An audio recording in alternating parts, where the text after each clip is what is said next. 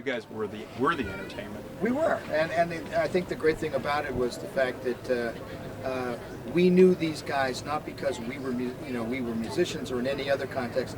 We were part of the rifle company. We were reenactors, and it just so happened that we were able to play music as well.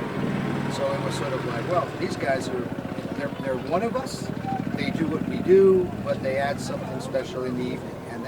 And I think for the first 2, maybe 3 years, that's pretty much what the band was all about.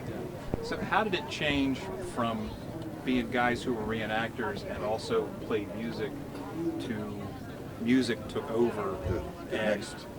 The next year, same thing out at Fort Warren, and one of the guys came up to us and said, "We're gonna have a camp. We're gonna have a dance. We want to have a dance in the bakery there? Yeah. It was like a granite room.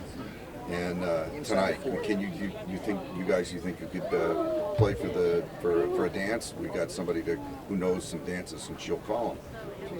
Oh yeah, we'll play what we play. If you can dance to it, so much the better.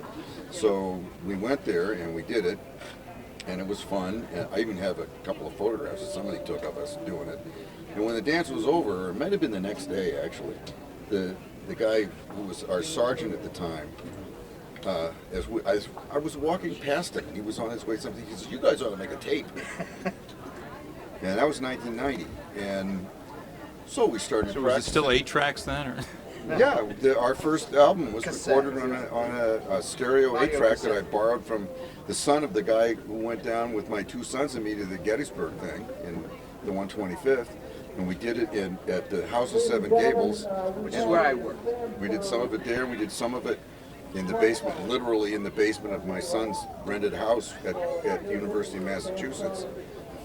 In the summer, we went away on vacation in the summertime, and Dave edited the thing and gave it to a guy in Salem to duplicate. We had 500 made, I think. We had 500 made. I did the artwork for the J card and everything. Remember those? And they came out to. We had them for Fort Warren in 1991.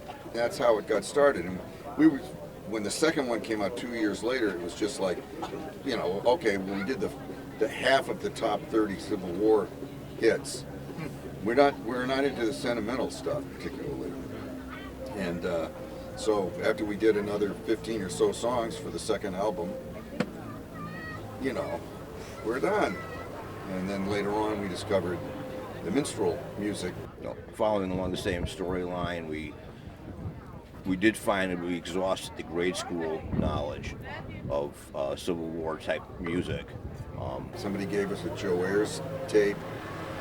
It was a bit of an acquired taste, but we all kind of like it. That's cool. And it turns out there's this whole era of, whole area of music we didn't know anything about. So we started working on that in 94, 95, 96. 95, and in 96 we were ready to record what ultimately I think became sort of a transitional CD for us, because it was we were getting further away from playing modern instruments, and a lot of people that were coming to hear us or talking to us said, it would be even more authentic if you played instruments that really were like the instruments that people would have played back then. So we kind of toyed with that for a while, and so there was a point at which we said, well, what if we were to take some of the best of these pieces and play them with instruments, and we began acquiring instruments that were much more like the ones that would have been appropriate for that time period. If we're going to do this, we're going to do it seriously. We're taking our impressions more seriously at the time. And that was the album called Southern Soldier. And that was a real landmark, actually really a big turning point for us, because we began sounding what we felt we were sounding more authentic. And it's like anything, it takes time to move from one style to another style. Joe was, of course, still playing a bluegrass banjo, and he had to kind of move away from that and started playing clawhammer style and Stroke style. it was a general change. And we were also influenced by the campaign movement in the reenacting community.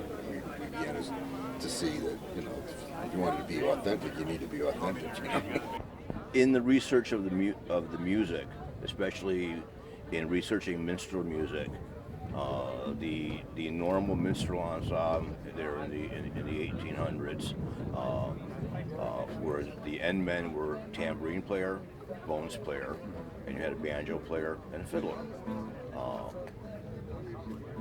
Taking this to a field application, and as we were growing up in the music ourselves, making that transition, which reflects in the Southern Soldier CD that we have, going to the proper instrumentation and so on.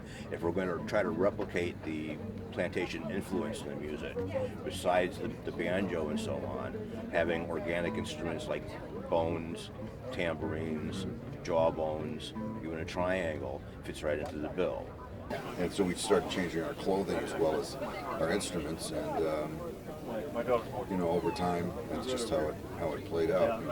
We kept on, you know, people kept on. We'd bring out a new album and plunk it down on the table, and they'd buy it, and first thing they'd say was, "We just sweated blood to get the thing out," and we put it on the table, and somebody says, "When's your next one coming out?" It's like, you know, you have no idea. And but people kept buying it. And one of the other big changes that took place at that point was the addition of fife, fife and penny whistle. Up to that point, we'd been really a string band with just strings and percussion. And we had Bob and John Frailer, and we'd never thought of having anything other than that. And this gentleman came along, Marty Grudy, who Joe knew. And Joe said, "Well, let's see how he fits in. Let's see how it sounds. You know, that it gives us another lead instrument." So Marty joined us for this recording, Southern Soldier. Fred was working with a guy, and he should really tell you about it, but we were having conflicts between that band's schedule and our own, and so I felt we needed to have another strong melody carrying instrument.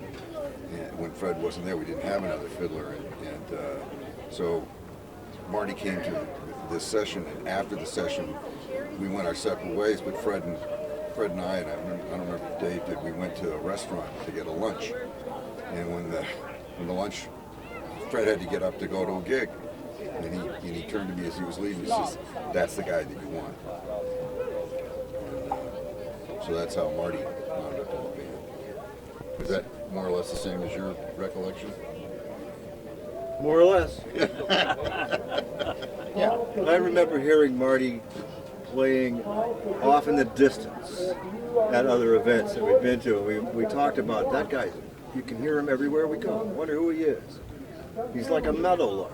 Yeah. It became his nickname. We finally Meadowlark. got to meet him, and I said, "Oh, you're Meadowlark," and he sort of liked that, so he started hanging around with us. And then we invited him to show up and sit in. He's the loudest fifer anybody's ever heard. Not much on dynamics. May he rest in peace. I'm talking about you, Marty. But he was talented beyond your belief, and he was also very temperamental, being a strong Irish descent, and fit right in. So when Joe called you initially about this, did you think he was crazy? What kind of gigs were you doing at that point? You know, and what did you think about this when you started to sit in with these guys? I had finished a 3-year stint playing lead guitar and bass with a country rock band that was also doubled as an Irish pub band. They were good. And we were pretty successful in those days.